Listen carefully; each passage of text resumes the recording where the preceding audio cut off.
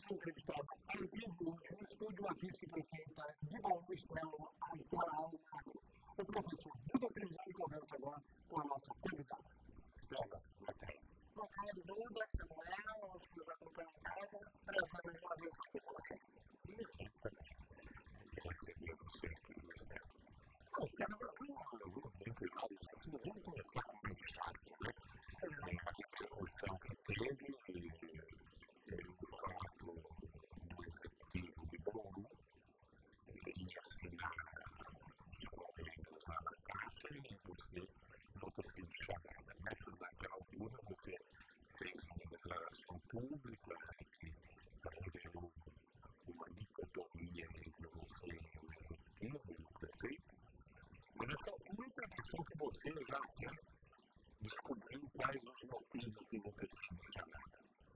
Eu gostaria que você contasse o episódio inteiro, por que você tomou aquela atitude, por que você não foi chamada, afinal de contas, qual foi a deselegância da Caixa, se foi a deselegância do prefeito, até para dar tempo de argumentar isso.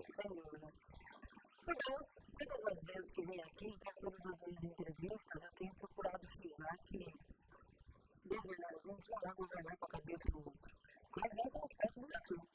E nesse constante desafio é muito importante que a gente saiba respeitar não só o espaço do outro, como o papel do outro. Eu sempre procurei, como ainda procuro, e assim que eu vou me comportar pelo último dia do nosso mandato, com muita lealdade. E eu acho que lealdade é muito importante no dia a dia da relação política. Falta muito isso na política cotidiana, não só no Brasil, no Brasil. E isso é muito importante. Eu friso isso o tempo todo também para o governo. Nossa batalha pelo recurso do outro, a cobrança é muito grande nos primeiros 4 anos do mandato, você sabe disso. E não foi sem razão, porque realmente eu e o PT tínhamos nos comprometido um palanque com o Rodrigo a viabilizar esse recurso junto ao governo federal. Então, é um risco que nós também assumimos, a condição de produzir o movimento.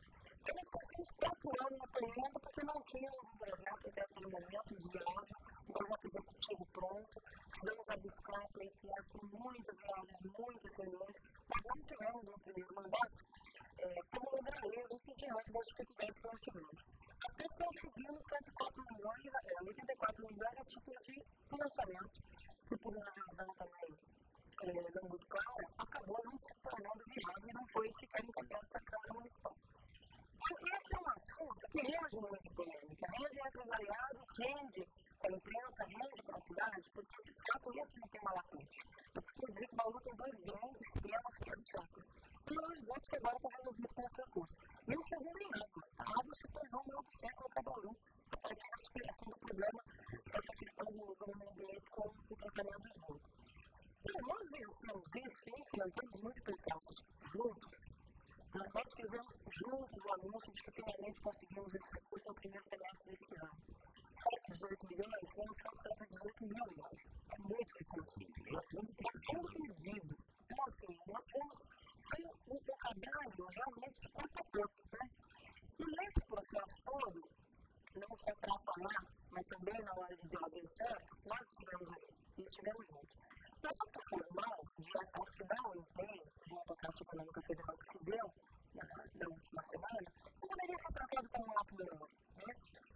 E você não pode ter, você não tem condições de aferir de um minuto para o outro quando você recebe informação. Eu estava em São Paulo, numa cidade, e você recebe informação de assinou hoje à tarde do empenho, se você não sabia disso, você recebe no mínimo com muita surpresa. E eu poderia ser várias vezes. O Rodrigo deu as explicações dele. Desculpa, eu não aceitei, a vida continua, mas eu tenho uma posição que é a seguinte: eu não fico em silêncio quando a situação é de interesse público e isso não agradou. Então, se vai ter problemas, eu estou contando. Olha, aconteceu isso, eu achei que não foi legal, porque não é só comigo.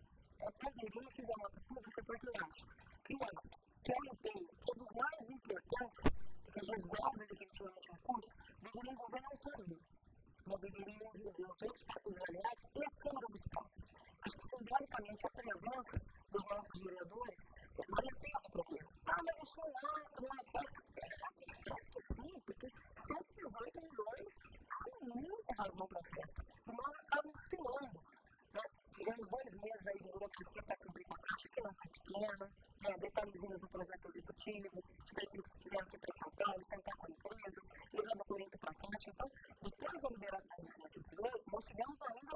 preço para correr.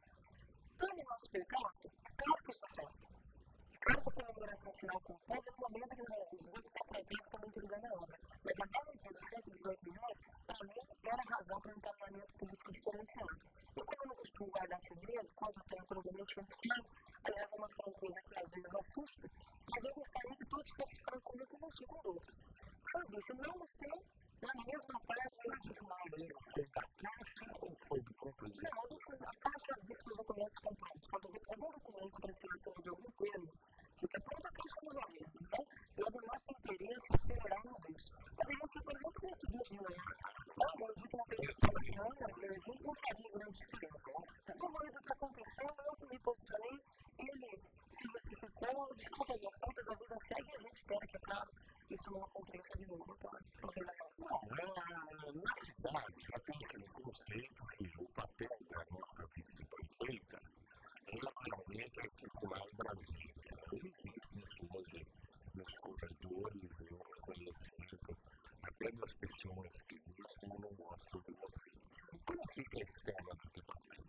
Continua articuladora lá nos corredores de Brasília, agora também, como vai virar um ano eleitoral, é mais difícil de articular também. Não, uma tarefa que continua. Eu tive, inclusive, semana passada em Brasília, 2 dias depois do Covid, eu fiquei 2 dias em Brasília e viajando em pelo menos 3 ministérios, com temas que são importantes para a gente aqui na cidade, e eram demandas que estavam lá. Fui para tentar acelerar. Ontem, o Rodrigo viajou para Brasília para trocar também de recursos do parque, avançamentos por telefone, providenciando algumas conversas e agendas para ele lá. Mas também continua. Eu tenho consciência de ser eleito para ajudar e tenho que cumprir o mandato e a missão até o fim. Então, para isso, eu também uma servidor e meu papel é esse. E fico feliz porque a gente conseguiu dar um papel diferenciado para esse motivo que é, aspas, de expectativa, mas que na prática acabava se transformando numa ilha de uma lagoa. Eu esperando um momento, eu esperei nenhum momento que o Rodrigo se afastasse. Eu não fiz nenhum tipo de aquele de, olha, 15 dias, 30 dias, eu vou brincar de ser prefeito.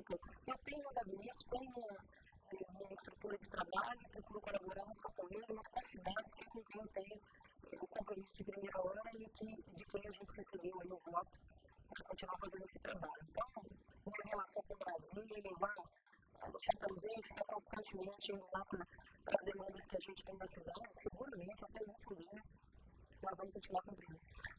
Politicamente, isso é difícil de segurar também, né?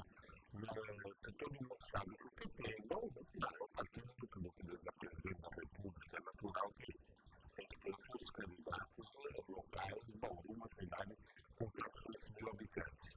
E eu entendo bem que o vice-presidente, e por mim, tudo também, tem interesse em ter candidatos. Isso é difícil também manter, pelo menos para o eleitor, uma convivência política satisfatória.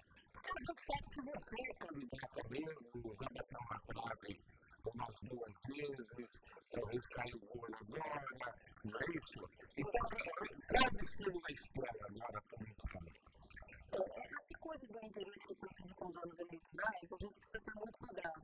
Nós, da nossa parte, vamos ter todo o cuidado, a estratégia de você não misturar o seu trabalho institucional com isso, é o que a gente espera também que o MDB, naturalmente.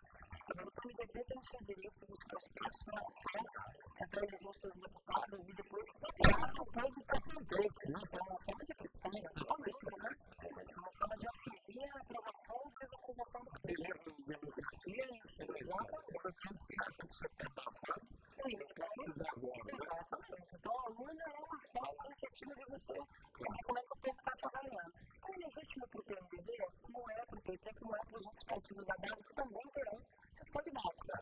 Então, é natural, a gente sabe que a garimpagem desses votos e a busca da conquista desses eleitores não pode implicar em nenhum momento em prejuízo do trabalho que PT e PMDB desenvolvem também na cidade. Esse compromisso precisa ser mantido. A gente mantém isso longe do gabinete o máximo possível e buscar as secretarias todas que a gente tem esse cuidado também. Né?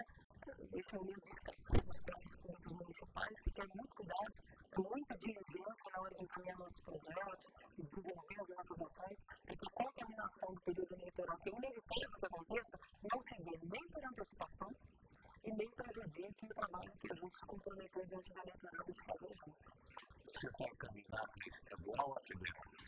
Deputado estadual, eu tenho muita expectativa na eleição do governo do estado, né? Nós teríamos um candidato que eu considero muito forte e competitivo, inclusive, o PT tem seguramente sempre em torno de 30% do eleitorado, por 70 mil votos nós levamos o Mercadante para o segundo turno da eleição passada, e eu particularmente, porque estou lá na Executiva Estadual, toda a direção nacional, a gente vê as pesquisas, acompanha, ajuda a construir essa estratégia, essa lógica, e eu tenho muita convicção de um segundo turno disputadíssimo e realmente tenho muita expectativa de que a gente possa conquistar o Palácio das Bandeirantes. E por isso o mandato do deputado estadual eu acho que vai fazer muito bem. Então, uma mulher, deputado estadual e do partido que eu espero ser o próximo governador é o PT. Então, nossas conversas com a direção estadual vão no sentido de que a gente se coloque como candidato a deputado estadual nas eleições do ano que vem. Se você me tivesse pedido conselho para mim, eu acho que o estadual vai sobrar brecha, né? Eu acho também. Vai sobrar brecha, eu acho que o Bauru vai fazer. Deve ser assim embaixo. 2 estaduais no mínimo, eu não arrisco dizer quem é o grande. Hoje eu não arrisco dizer quem é. Entendeu? O cenário ainda está misturado. Totalmente diferente do que era o cenário nas eleições passadas. E foi por isso que é uma eleição mais agradável e competitiva, entre o eleitor, entre a escolha, entre os próprios candidatos para se colocarem e conquistar esse voto. O eleitor é mais crítico, espera realmente o resultado prático, tem um perfil de político que agora o eleitor aprendeu formas novas de colocar, tem as redes sociais. É uma eleição diferenciada, você concorda? Dobrada você pretende fazer com o federal. E quem deve ser o federal? Você não pode falar, mas quem deve ser provavelmente o REC, é um que pode colocar, mas eu achei que o REC aqui, dizem que o Osmado, que o papel dele deveria ser um vereador de qualidade mesmo, mas independente de gostar ou não da ideologia do REC, ele tem uma qualidade moral muito grande e uma inteligência muito acima da média do político brasileiro. Né? Eu creio comigo, Dudu, que o REC se encontrou com o mandato. Ele conseguiu encontrar um mecanismo de fazer uma política muito partidária, muito disciplinada, costuma ser reunido com frequência com o seu eleitorado para prestar conta, está sempre se utilizando dos instrumentos que o legislativo interessa para fazer que o mandato seja o mais aberto possível. E parece que ele se encontrou. Naturalmente, ele é sempre um nome competitivo, e com o mandato ele se torna ainda mais competitivo. Enquanto não tem nenhuma manifestação do voto de que será. Pode ser que, chegando o momento, ele acabe colocando no voto quem mais aqui poderia sair? O federal dá uma avaliação mais meticulosa. Primeiro, que é uma eleição de vantagem de muitos votos, segundo, que o papel do deputado federal, infelizmente, por essa forma distorcida que o sistema eleitoral cria, eu espero que a gente tenha uma reforma mais rápida possível, que realmente seja uma reforma de verdade, que não diz, o sistema de financiamento por meio das campanhas acaba transformando o papel do deputado federal num tamanho do estadual. Então, isso faz com que seja uma campanha muito clara, muito difícil, e com muito cortejo pela estrutura dos estaduais. Isso dificulta muito a lógica, e acaba transformando nomes competitivos em nomes maquiados dentro de um processo que realmente é ocupado na chegada da Brasília. O candidato a governador do PT vai ser o Padilha. Vai, Duda. A Padilha conseguiu uma coisa fantástica dentro do PT. O Lula, nos últimos anos, tem cumprido um papel de ser intermediador dos grupos internos para dizer, nesse cenário, disputa, por mais democrático que seja, não convém que a gente faça um escrutínio para escolher o candidato, não convém que um candidato se coloque em face do outro para ver quem o militante escolhe. No caso do Padilha, nem precisou isso. Porque o Padilha tem se mostrado um militante de primeira hora do PT, desde jovenzinho nos bancos da Universidade de Medicina, e depois cumprindo a tarefa, não de dirigente, não é dirigente, não foi dirigente do PT, mas é uma figura que cumpriu no primeiro mandato do Lula, para fundamental uma eleição, e para o governo, se funcionou muito bem com os prefeitos à frente da SAF, cumpriu um papel realmente grande, criou uma relação política que agora dá para ir uma base grande dentro e fora do PT. E depois foi para a Secretaria de Relações Institucionais, também desenvolveu um papel essencial da relação da Casa Civil com o Parlamento, isso também deu para ele um trânsito dentro do poder grande. E depois como ministro da Saúde.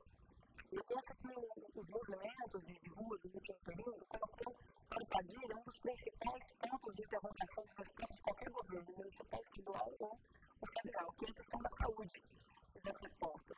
E mesmo se colocando num momento difícil, naquele primeiro momento, o Padilha soube colocar, criar algo de concreto que é uma resposta imediata e enfrentar toda uma pressão, até renúncia de classe, como denúncia dentro da política, que havia um programa como nós médicos, por exemplo, enfrentar toda essa polêmica e andar e discutir, debater e não fugir do debate. Então, isso firmou, fortaleceu a imagem do Padilha como político e, internamente, todos os candidatos foram o Mercadante era recrutadíssimo, até porque ficou por 70 mil votos na outra eleição, ele tinha sido candidato anteriormente, alguns nomes como o da Marta, que está lá no Ministério da Cultura, foi cogitado para voltar, e outros nomes, o prefeito de São Leonardo Marinho, um nome que estava crescendo, que tem uma aprovação lá da ordem de 80%, 90%, foi reeleito tranquilamente, um canteiro de obra na cidade, tem vários nomes, vinham brotando. E chegou a determinado momento que os candidatos mesmo disseram, acho que agora o caminho da unidade, apesar de PT não ter feito esse lançamento, até por orientação da Dilma, todos nós sabíamos que o candidato era Padilha e eu tenho muita expectativa. Eu ouvi já de duas ou três pessoas, nem sei se você pode colocar nesse assunto aí, mas eu ouvi gente ligada à administração até municipal. De que a grana do asfalto a esse volume violento que está para sair, pode ser que não saia porque o projeto está mal feito. O que tem de verdade nisso ou você não gostaria de comentar isso? Eu posso comentar tranquilo, né? Até porque assim, não tem conhecimento total do teor do projeto.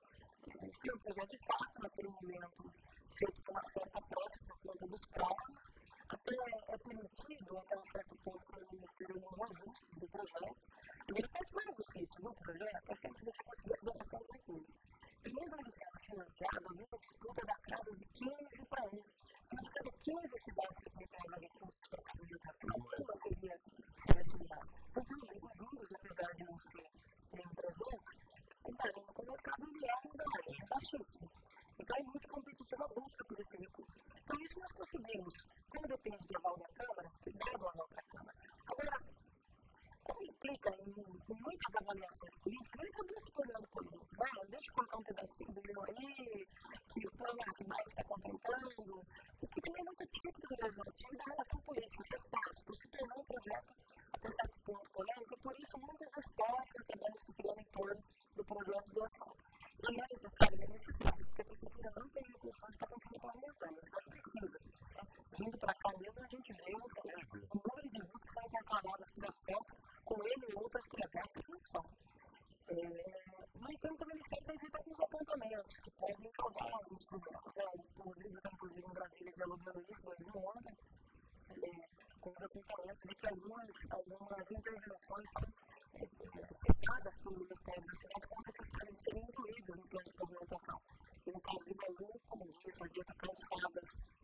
E a gente tem uma legislação municipal que é o próprio cidadão faz esse transporte. Independente disso, é um apontamento do Ministério de que isso fosse incluído. Essa inclusão implica na redução de mais de 50% do número de financiamento que poderia ser, assaltamento que poderia ser atingido pelo financiamento.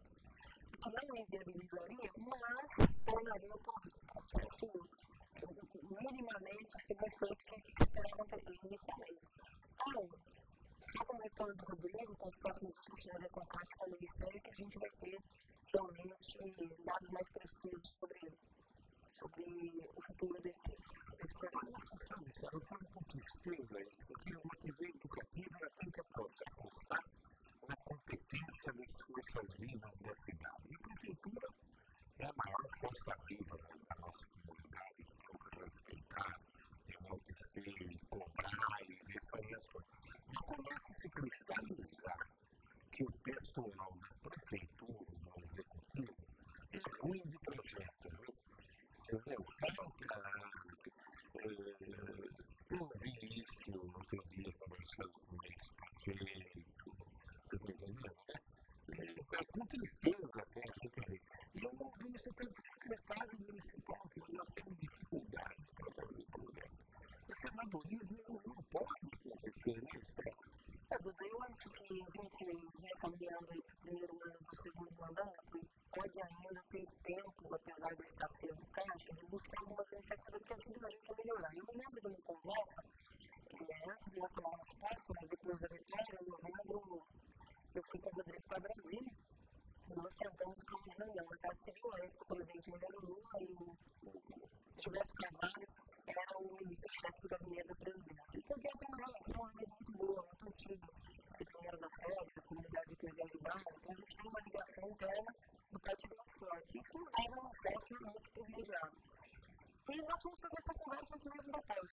Eu me lembro como hoje o Gilberto dizia assim, olha, prefeito, e disse, eu comento a máquina de bola. O Gilberto preocupado em ser feliz da culpa. Todo mundo escuta a gente para cá de vez em quando, na legenda fiscal, para visitar a família. Não acontece.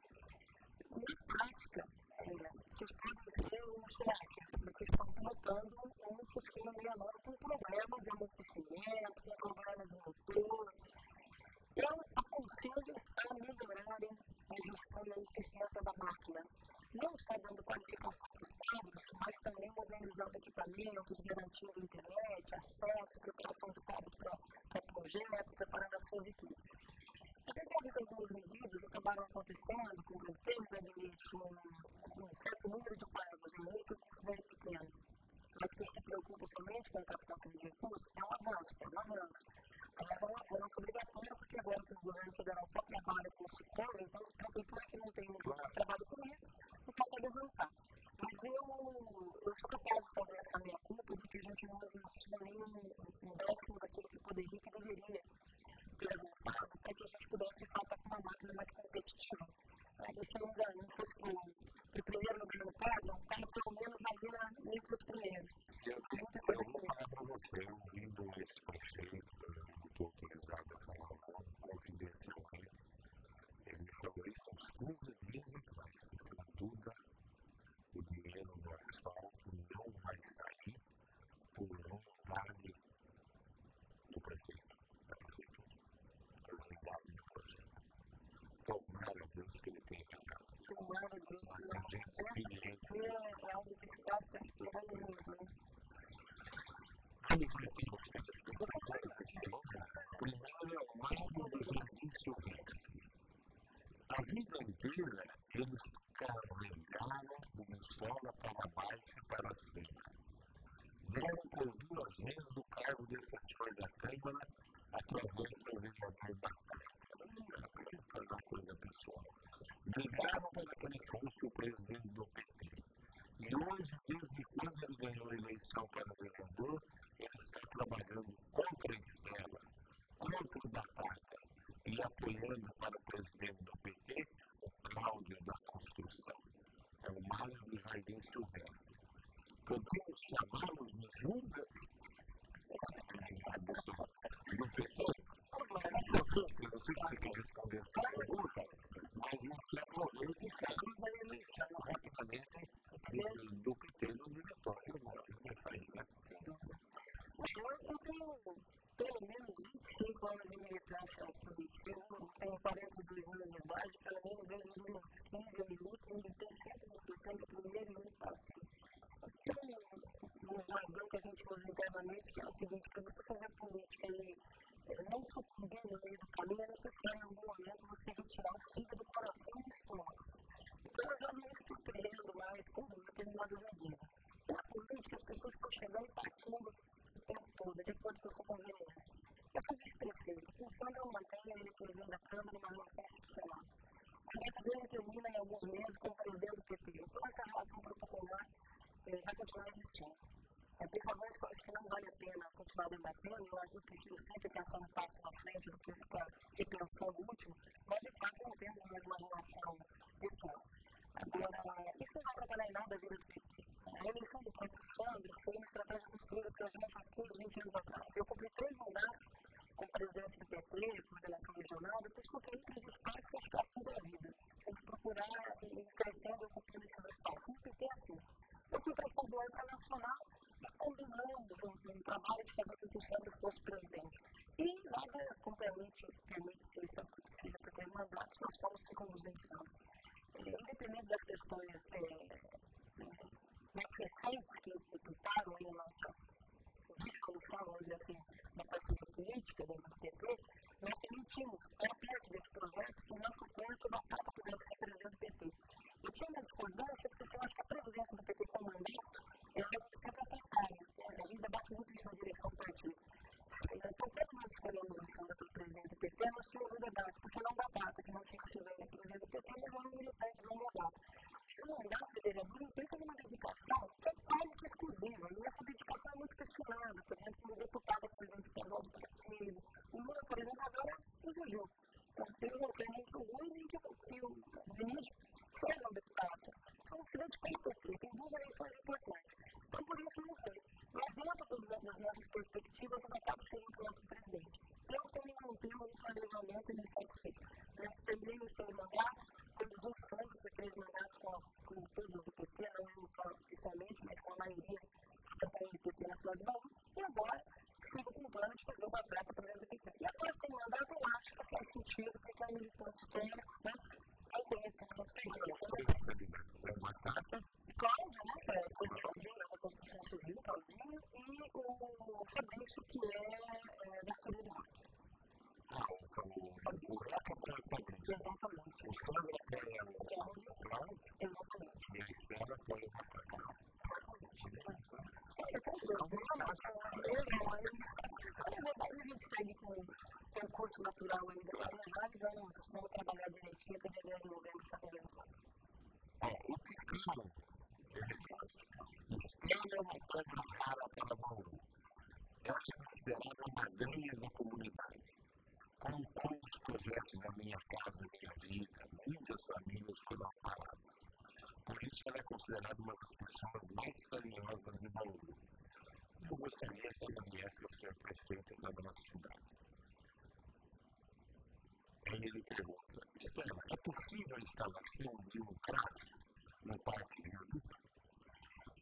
Os caras não seguram, né? Ele se dedica ao Parque Viaduto tem algumas décadas, né, Tchecão? Aliás, um abraço para o campo, a comunidade, espero falar com vocês no dia 12, na festa das crianças, né? Ele todo ano arrecada brinquedos, fazia o bolo, e é um grande combatente da comunidade. É uma reivindicação justa, porque com um dado grande, uma região grande, nós tivemos que ver a possibilidade do ponto de vista estrutural para o momento político que a prefeitura vive e do ponto de vista funcional também. Cada nova estrutura que a prefeitura cria, inaugura, constrói, às vezes até com a estrutura do poder público, a gente consegue que o federal e o estadual constrói. Mas o funcionamento dessa máquina implica no planejamento, que tem que estar dentro do plano, não só anual, mas o plurianual da prefeitura, os funcionários que vão prestar esse tipo de serviço. É o que a gente poderia discutir, não só lá no gabinete, mas pensar em encaminhar como reivindicação da comunidade e discutir junto com a SERES, com a secretária do Bem-Estar Social e com os técnicos da área para ver se isso, nesse momento, é viável. Então, mas a gente pode pensar para discutir com você. Como é que está o programa Minha Casa Minha Vida? Está bombando, está de vento em pouco, a gente está aguardando só umas confirmações, sabe que não está com o gabinete, né? Então a gente confirmar um sorteio. Mas a gente vai fazer outubro ainda, o próximo sorteio, ou será no dia 19 ou no dia 26, seguramente será no mês de outubro, e vamos sortear já 1.500 unidades habitacionais com 1.500 suplentes. São 3 empreendimentos, o Residencial 3 Américas 2, que era na região do Bauru 16, o Águas da Grama, que fica na imediações do Verão da Esperança, e o Santana, que fica na região do Meridato Chapadão. 1.500 unidades habitacionais, com critérios novos. Nós tivemos 2 meses de inscrições, dando uma boa depurada no programa, já não vamos ali, até para você fugir um pouco dessa polêmica da pessoa que não precisa, vai lá, se inscreve, fala que não ganha nada, mas você já tem uma agendinha informal. Isso tudo é muito polêmico. Mas a gente fez um novo processo de inscrições com mais exigências, com exigência de cadastro antes da inscrição. Vamos agora subdividir para o sorteio 2 grupos, onde 70% é para um público mais vulnerável, nós já colocamos uma demanda dirigida na forma de fazer o sorteio. Então, 70% dos imóveis que foram aprovados pelo Conselho Municipal de Habitação e já estão transformados em decreto, quem já recebe o Bolsa Família está inscrito, e famílias que têm pelo menos um filho de 0 a 18 anos estão nesse público prioritário, que vai receber 7 de cada 10 unidades que a gente entregar. Solteiros e demais grupos familiares vão estar no grupo 2, onde 3 de cada 10 imóveis vão ser sorteados. E dentro de cada um dos grupos, nós teremos aquela subdivisão que já é a conhecida da população. 60% para mulheres chefes de família, aumentamos agora de 3% para 10% para idosos, porque a nossa população com idosos realmente cresceu muito, do grande São Paulo mais no Brasil, e é um público vulnerável que a gente precisa ser atendido. Isso é muito bom, essa sabedoria finalmente, com certeza. E 3% para deficientes, 27% para os demais. Nós não aumentamos a cota do deficiente por uma limitação orçamentária, porque o apartamento do deficiente está com crime adaptado. E depois do sorteio, a gente vê a necessidade que aquela família tem que titular e fazer a adaptação. Então, como esse custo já é estabelecido a nível federal, a gente não pôde alterar. Há uma discussão de se alterar a nível federal, e nós alteraremos aqui também. Mas nós temos pelo menos cerca de 5.500 imóveis tramitando na segunda fase, o que significa 1.800 na primeira fase, mais cerca de 5.500 nessa, nós vamos passar da casa dos 7.000 imóveis de interesse social com a Casa Minha Vida em Bauru. Muita pergunta. Hoje, como é um assunto delicado, essa conversa, eu deixei você falar bastante. Está cheio de perguntas aqui para você, né? Eu vendo o Pedro Valentim, ele fala assim, Estela, primeiramente, parabéns pela sua luta. Você foi uma das principais responsáveis pela conquista dos 120 milhões para o tratamento do esgoto novo. Agora eu pergunto, tem muita gente perguntando isso, viu, Estela? A grana não está aí, por que nós temos que continuar pagando a taxa do esgoto? Guida, não sei se você vai lembrar, mas quando o anúncio foi feito e eu divulguei uma nota, até algumas dessas coisas que você registra, eu manifestei uma opinião que, aliás, eu construí essa posição com o Rodrigo antes do recurso ser liberado. Na verdade, nós planteávamos, Pedro, um abraço, obrigado por estar acompanhando a gente, nós esperávamos conseguir um torno de 70 milhões, que seriam só complementares aos recursos que nós já temos. Surgiu, no entanto, através da Casa Civil, de algumas conversas mais restritas com o Ministério da Cidade, e até porque essa questão da água em Bauru já se tornou um problema que extrapola os limites da cidade. E nós cogitamos naquele momento, eu liguei para o Rodrigo, um das famílias que eu estava em Brasília, e disse, Rodrigo, se nós pudermos alterar a lei que criou o fundo do esgoto, para nós resolvermos o problema da água, eu vejo uma possibilidade, uma perspectiva grande, de que a gente consiga o apoio da Casa Civil e o apoio de algumas figuras importantes para você para a água no mercado. Só que não tem nada do fundo do esgoto. Se não pode ter que 1 milhão, 2 milhões, a gente não está conseguindo resolver todo o problema de perfuração de reservação. Primeiro, também tem que investir na questão da água, na substituição, né? Então, desperdício ainda é grande. Eu sei que não é tão grande quanto alguns falam, não é grande produz, gasta metade, perde metade do produto, mas é alto. Então, nosso compromisso é feito. Vamos depurar pelos 120 milhões e vamos pensar em fazer o seguinte, vamos procurar para a cidade, já pagou, está aqui, vamos deixa de exercício esse recurso, essa segurança, mas o fundo que a gente tem, vamos mudar aí para permitir que a gente resolva o problema de falta de recursos e faça um grande plano, um macro plano para resolver o problema da água no estado como um todo. Não tem um lugar que a gente vai, que a gente não é abordado para que a gente vá. 2, 3 dias sem água, tem de manhã, não tem à tarde, eu acho muito e não podemos ignorar isso. Então, qual é que é a minha proposta, Pedro? A minha proposta é que a gente pegasse já. Até porque nós pretendemos 120 milhões, conseguimos fazer toda uma movimentação, já com base na movimentação que nós temos mais de 50 milhões em taxa, e nós poderíamos usar isso para resolver o nosso problema. Faz tudo que tem que fazer. Infelizmente, hoje, o pesquisador já está bravo comigo, né? Porque hoje se o convidado tinha que falar mesmo mais solto, porque tem uma explicação dele, senão passa uma armadilha aqui para uma pessoa que é convidada para falar. Você nota mais alguma coisa que agradecer a atenção de todo mundo, aqueles que eu não pude responder, eu lembro pode me passar, a gente respondeu pelo probleminha pela rede social, e eu estou sempre à disposição de dúvidas, sabe que quando estou em casa, o aspecto que eu mais gosto é essa de interagir, as pessoas perguntam, a gente responde, que coloca a gente também mais perto do espectador.